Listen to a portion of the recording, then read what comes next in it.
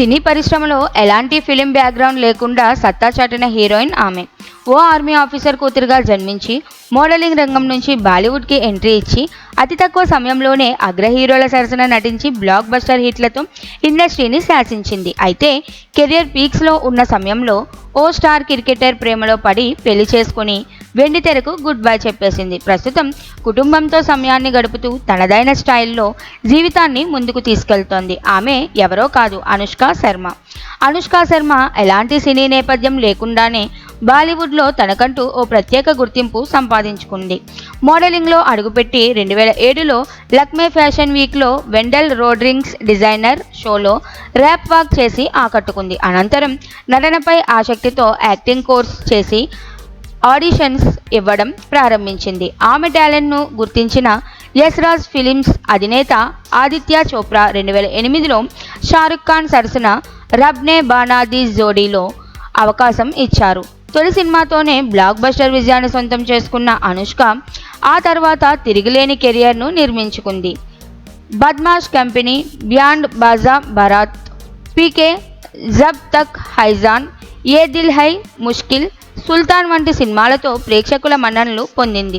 2016లో సల్మాన్ ఖాన్తో నటించిన సుల్తాన్ సినిమా 623 కోట్ల వసూలు సాధించింది.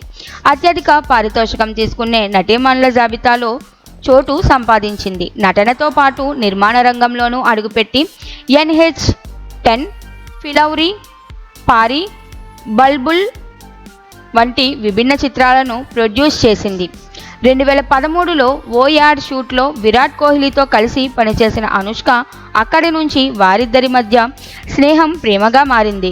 కొన్నాళ్ల పాటు డేటింగ్ చేసిన ఈ జోడీ 2017 డిసెంబర్ 11న ఇటలీలోని టస్కానీలో కుటుంబ సభ్యులు సన్నిహితుల మధ్య వెడలయ్యారు.